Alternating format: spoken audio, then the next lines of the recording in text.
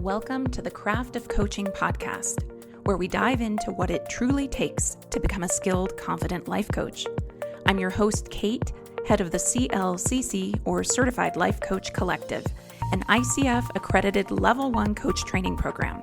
We combine courage, coaching, and community to offer you more than just a training program, but a life-changing experience where you use your own personal transformation as the learning ground for supporting your clients. On this podcast, we explore how you can use coaching skills to support your clients or expand your own growth, all grounded in evidence-based coaching practices. Learn more about our program and get free resources for becoming a life coach at teamclcc.com. And now, here's today's episode.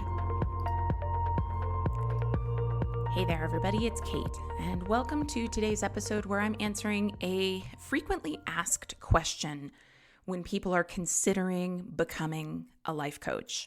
And that question is, what is the average coaching salary? And it's a very reasonable question to ask. People want to know if I'm going to make a career pivot, if I'm going to invest in training, what can the financial returns be? My guess is that you are already drawn to coaching if you're curious about it because you already are that person that people come to talk about life and what's going on. You like deeper conversations. You want to make more of an impact at work. Maybe you're a manager and you're feeling like, okay, I could use some coaching skills to help me manage my teams more effectively. And maybe you're somebody also who wants to create a better workplace culture. Or maybe you're drawn to coaching because you just want to create a better life and be part of helping other people to create better lives. And at the same time, you want to know if you're going to make money doing this. And I cannot say enough that it is really reasonable for you to ask that question because I do meet people, coaches in training, who feel a kind of guilt about it. And there's some money work that we do in the CLCC program to try to help coaches build some confidence around that, by the way. That's a big reason why our program is not just about training you in the coaching skill set, but also helping you and your personal growth to evolve. Because if you become a life coach and then you feel weird about charging for your coaching, it's kind of a blocker, and we want to help you with that. Now, today's episode is not going to be particularly long as we explore this what's the average coaching salary question. But it is worth talking about with clarity and, importantly, with honesty. And as the head of a coach training program, I got to tell you, I get very salty when I see coach training program providers that are out there skewing, inflating, skirting the truth on what coaches make. And they do that, always presenting it in the best possible light to encourage people to sign up for their programs. And I'm not going to do that. So I'm going to get into the real on this today. So as you know from the intro, I run the CLCC, or Certified Life Coach Credential Program, over at leadershipcoachtraining.com. And every year after our graduates complete the program, we follow up. We survey them. We ask them, what's life like after training? How many clients do you have? How much are you earning? How much time are you putting into marketing each week? What approaches are you taking to building your coaching business? Because let's be real, we want to know all the things. There's a difference between someone earning $200 a month from coaching and spending, 2 hours a week on marketing, and someone earning $200 a month on coaching who isn't marketing at all, right? Like, we all would like to not have to do as much of the marketing or admin and just do the coaching work and earn that money. So that's why we gather the data. We're trying to really understand the full picture and understand what are the levers that make for a financially successful coach. We know what the levers are, or at least the competencies that make for a successful coach in the client-coach relationship. Those competencies are articulated. But what are the things that make someone financially successful at this? And I've got some great news for you, actually, especially if you have hesitated to get into coaching because you are worried about the marketing part. It's not so much about how many hours you spend marketing your business. Our surveys actually show that people become successful depending on longevity. So really, It's not about, do you work the hardest at marketing? Do you put the most hours out there for marketing? Do you have the slickest business plan or the best messaging or the best website? It's actually not about any of those things. What we found is that the longer our graduates worked on just showing up, not the most, not the best necessarily, however one might define that, but just simply consistently showing up over time is what built the bridge for our graduates to start making really steady money from coaching. So longevity matters and consistency matters. I really hope that this is sinking in for someone who's going, I would love to be a coach, but I don't want to do the marketing, or I don't know how to do the marketing.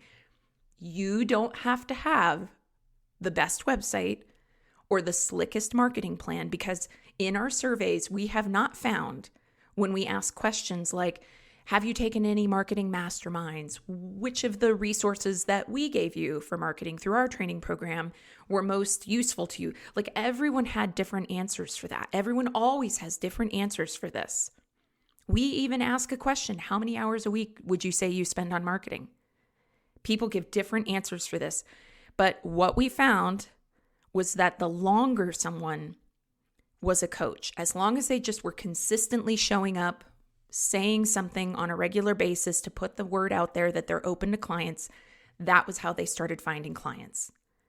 And that's really exciting to me, because it basically means that if you bet on yourself and you're willing to show up consistently, you will see some kind of progress over time. So that's the first thing I want to say today. But sometimes people also ask, well, how much are coaches earning right after graduation? And this is where I get the kind of saltiness comes in about what I see other programs doing. I have literally seen websites where other programs trying to get people into their coach training will have an FAQ. And that FAQ will say something like, how much can coaches expect to earn after graduation? And it's very interesting how they answer that question. Question is, how much can coaches expect to earn after graduation? And they will answer the question in a sidestep.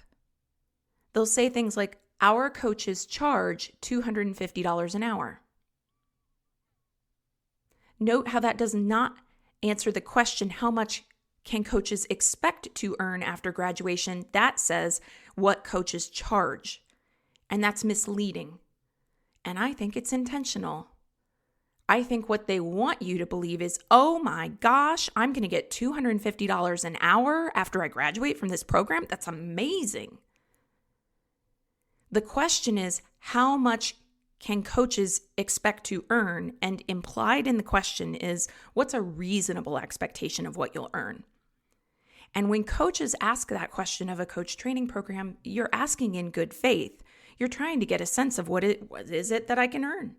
And so when coach training programs sidestep this question and give an answer that's about what coaches charge, they're being misleading.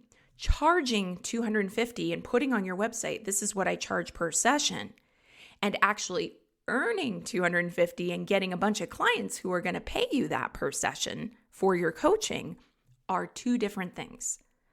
Someone can charge whatever they want. They won't necessarily get it.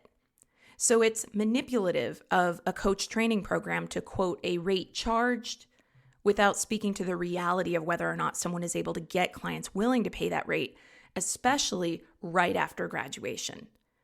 And I'm going to tell you that in my experience as a coach, standing up a business, speaking with colleagues of mine who now earn six figures like I do, but who started out just like I do, and from the hundreds of coaches that I've had contact with or trained at this point, nobody's coming out of coach training and immediately making $250 a session. That doesn't mean there isn't great money to be made as a coach. I make six figures. I know a lot of other people who make six figures. Six figures kind of gets thrown out there a lot as the holy grail of like a number or metric people are trying to focus on with their coaching businesses. I say take that off of the table for now, because the pressure, and I'm speaking from experience. I started with nothing as a coach myself, I've seen so many people who have started with nothing. If you put the pressure on yourself to make a certain income amount immediately after you start or immediately after you graduate, you're just putting pressure on yourself. That's all that's happening here. It probably isn't going to feel good, and it is going to distract, in fact, from you focusing on what really will make you a better coach, which is masterful coaching, the craft of coaching. So I want to go back to this survey that we give to our CLCC graduates and share more about what we see. There's a big range in what our graduates charge, what they earn, things like that. We've had grads earn $200 a month after coaching. We've had grads who report that they're bringing in $2,000 a month or more monthly. I've seen grads on social media talking about pulling in multiple six figures from launches. I, as a coach, as I say, make multiple six figures annually, though I did not do that my first few years of coaching, as I've said. So there's a wide difference in what people are earning. And I also would say, too, that when you see a lot of the people make these claims about what they earn online, they go, oh, I made six figures from this. They're talking about what they grossed. They're not telling you about how much they had to spend on ads for their programs or how much they had to spend on a VA or infrastructure expenses. Maybe they had to buy like a portal or something to host their course. There are expenses that go through all of this. I also want to share, too, that every single business owner I've ever met goes through feast and famine cycles where there's a lot of work and then there's less work. That is also the reality. I believe in transparency. If you're pursuing coaching as an entrepreneurial path, there will be months where you're flooded with inquiries. And that feels amazing, by the way. Whenever it happens and you're like, oh my God, another person wants to work with me. It feels so great. There will also be months where you're putting yourself out there in every way you can imagine, and it still feels like crickets. And my hope is that in being transparent about all of this with you, you will understand that it's so shady when programs aren't transparent, when they paint castles in the sky and there's no backing behind any of it.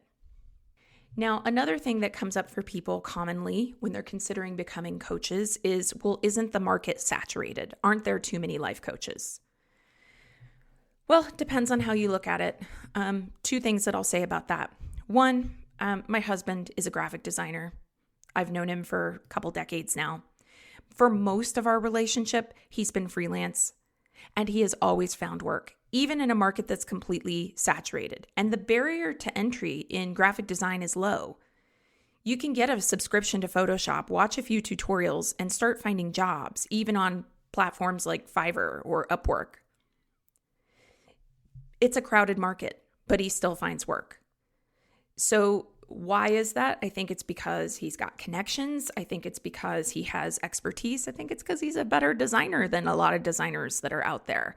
And that is the result of him spending a few decades really working on his craft. So I really do believe that even in a saturated market, the cream rises to the top, as they say. The people who really are dedicated and passionate about serving their clients, they get referrals, they build a reputation for providing something valuable, and they get more clients. And so a question you have to ask yourself is, if I'm drawn to coaching and if it's part of my life vision and it's something I really want to do, if it's this thing that's been pulling at me and I really want to do it, and yet I'm afraid that I just won't bring in enough money from it, I really want to encourage you to consider, where will you be in 10 years? Because the feeling that I get when I'm in a powerful coaching session, it's pretty priceless. It's kind of unbelievable sometimes to me that I can do something I love so much and get paid money for it. I'm going to talk about the money in more detail, I promise, in just a second. But I want to make sure I address these questions about a saturated market. You and what you want for your life are worth investing in. So if you want to be a coach, take the market out of it. There will always be feast and famine periods. Even in a saturated market, you're going to make money at this. Next thing I want to say about that is that we actually have a shortage of therapists in the world. And I'm surprised often at how that isn't brought up.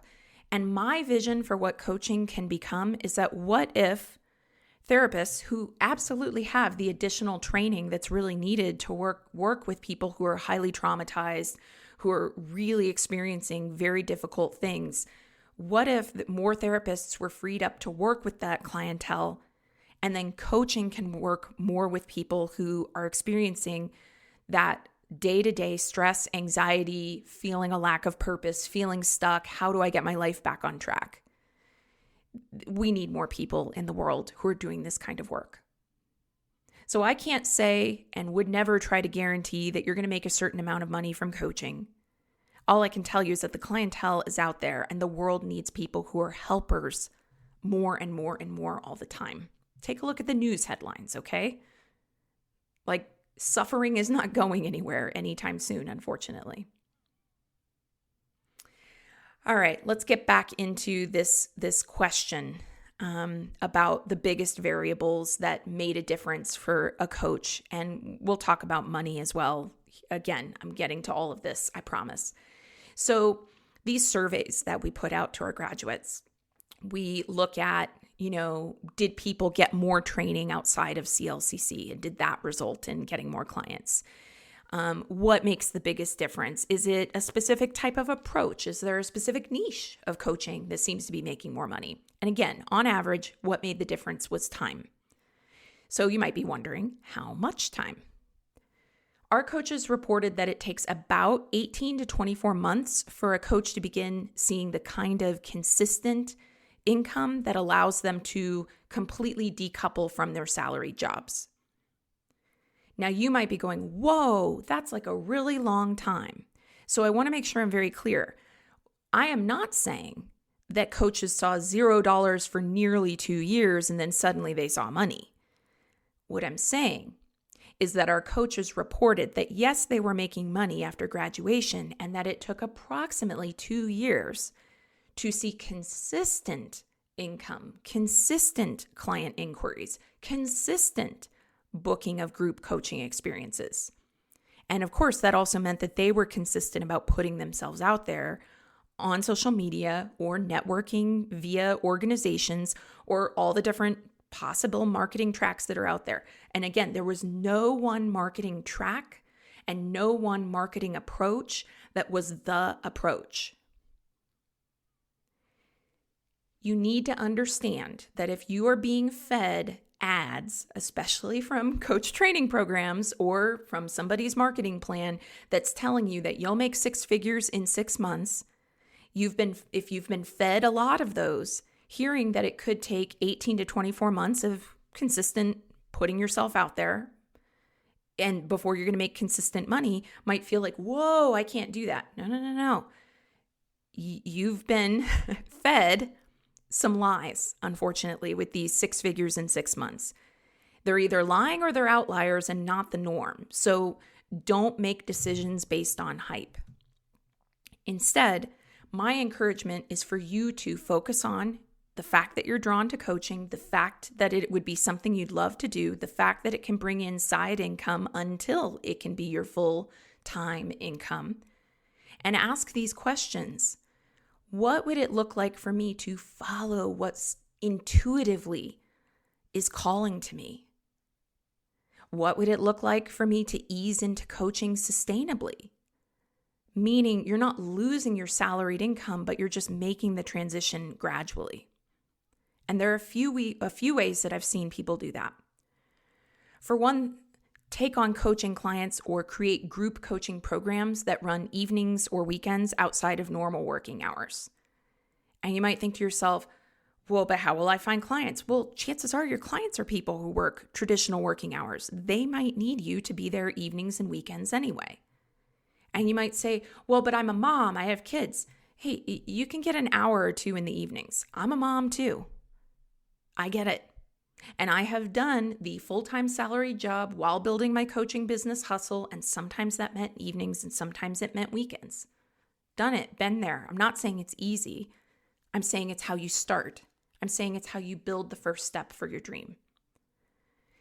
Another way I've seen people do it, especially if they're working a full-time salary job, is you take a coaching client or hold a group coaching session on your lunch hour. Again, been there, done it. I have taken coaching sessions from my car, sitting in the parking lot outside of my salaried job. I've done it. You could also create passive income, such as a self-paced course or workbook.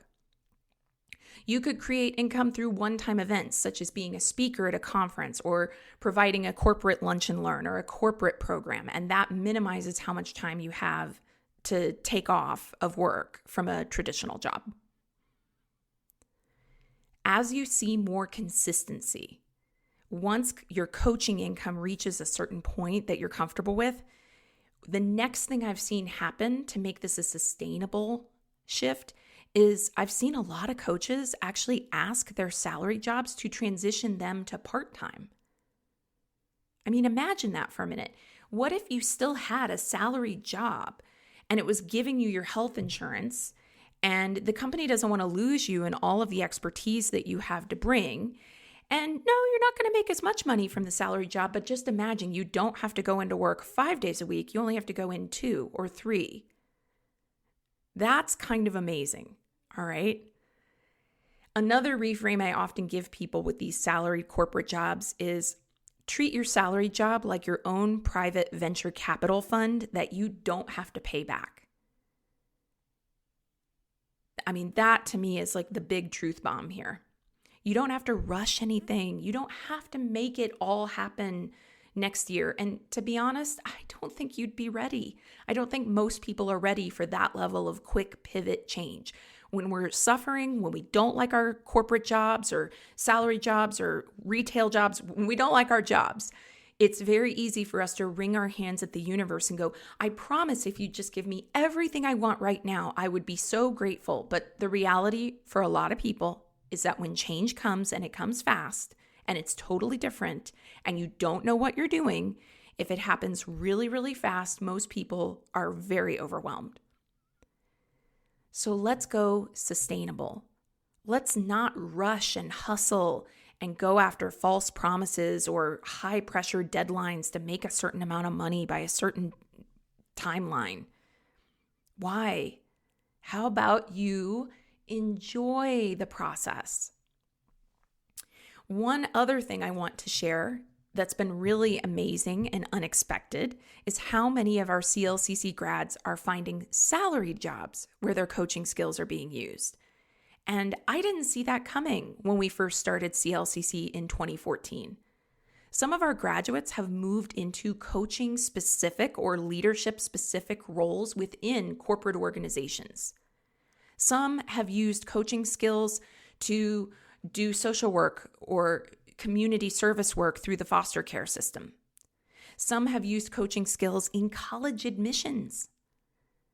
And these are salary jobs where someone else is providing the structure and the clients. So essentially, I'm talking about if you have a love of coaching, but you're making an assumption that the only way for you to coach through your workday is if you start up a private business with one-on-one clients, might not be the case.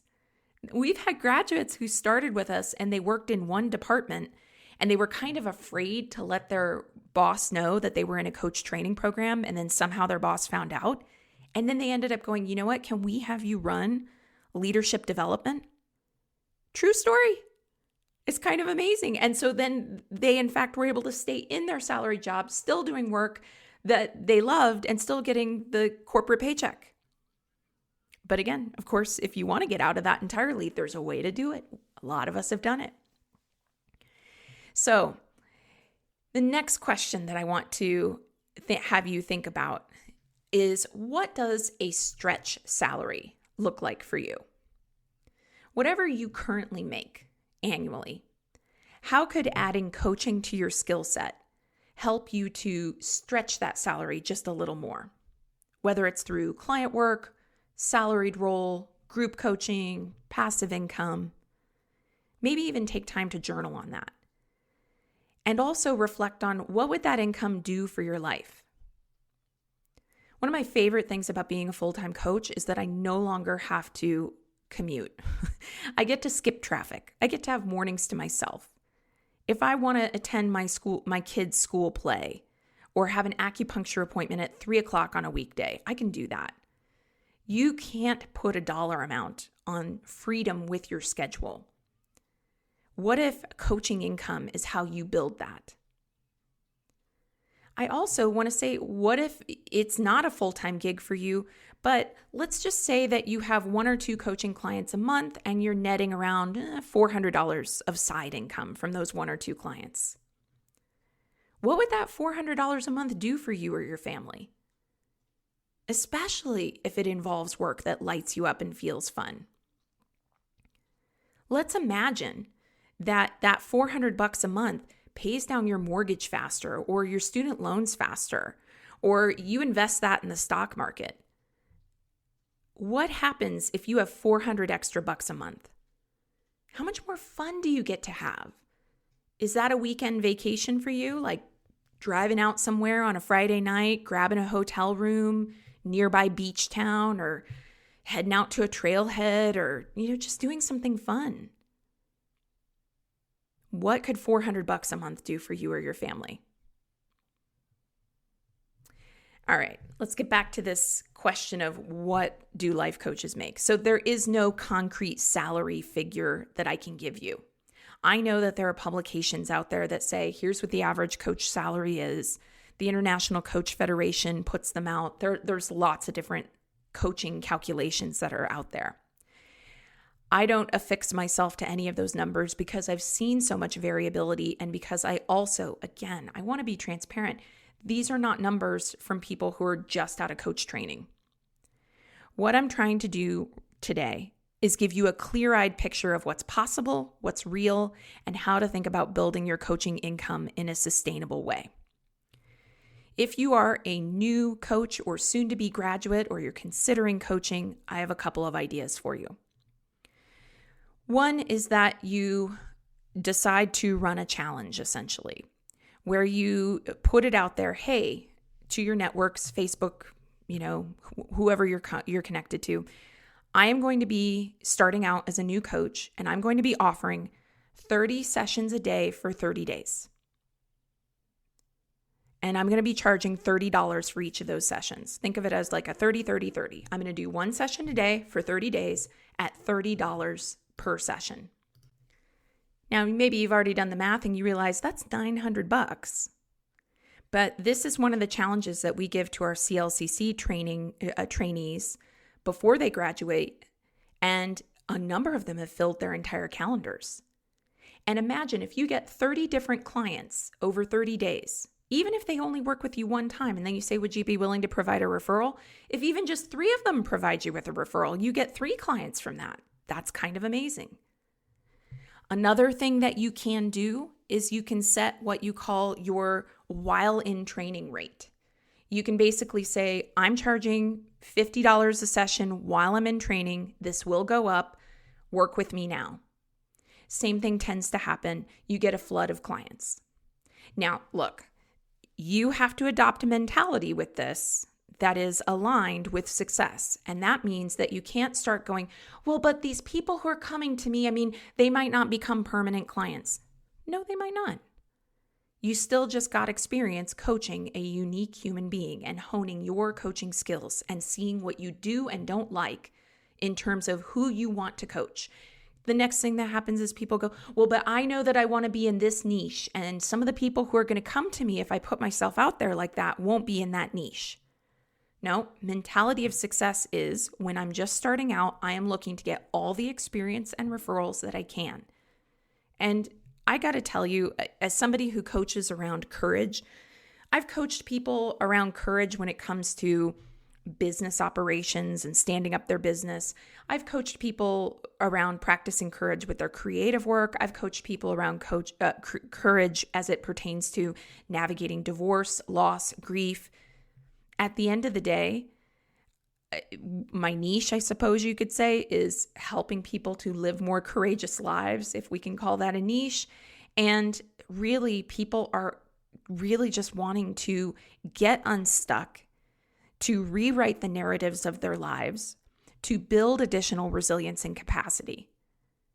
So if you're like, I want to be in the wellness sphere and I don't want to work with anyone outside of wellness, I would challenge you to Stretch yourself to coach different people in different areas. And I would also challenge you to notice that really what people are coming to you around wellness is, I feel stuck. I want to rewrite the narratives of my lives. I want to expand my capacity. And if you say to yourself, no, I only want to do money work with people, that's the same thing everybody's struggling with. And if you say to yourself, no, I really want to do parent coaching, but that's the same thing parents are struggling with. Find the threads that all of those areas have in common. But give yourself some kind of a challenge where you remove income or the cost per session as a barrier for most people. You get the experience, you ask for referrals. And that is how I have seen so many of our CLCC graduates go on to have success. Now, if they do that once and then they stop and they don't market themselves anymore, nope, not going to happen. Consistency matters.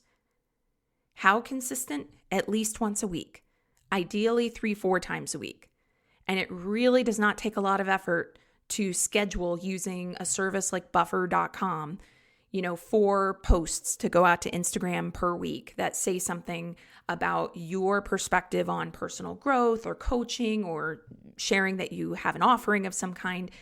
It really does not take a lot of time or effort to do that. You can schedule it once and forget it. So, what is the average life coaching salary? Well, it's going to be whatever you decide to charge. I would say a pretty average hourly rate is about $100 per hour. And the thing that is going to really define whether or not you're successful at making money from coaching is going to be your consistency over time. So start by looking at how much money you make now. Map a plan to replace some of it with coaching over the next year. Decide whether you want your route to be an entrepreneurial route where you're doing one-on-one offerings and standing up a business, or a salaried job route where you're going into organizations and doing organizational coaching or group coaching or management coaching, executive coaching, or a mix. You get to choose. And the sooner you begin building toward the coaching career you want, slowly and sustainably and in your own way, the better prepared you'll be when you're ready to go all in. All right, that's it for today's episode. Thank you so much for listening. Before you go, would you help us out and take a moment to give us a rating in iTunes, Spotify, or wherever you're listening? It really helps us get the word out to other listeners. And before you go today, would you like free resources to support your coaching journey? Whether you're considering becoming a coach or you want advanced coach skills training, access our coaching resource library at teamclcc.com. Again, that's teamclcc.com. Can't wait to connect with you. And again, thanks for listening.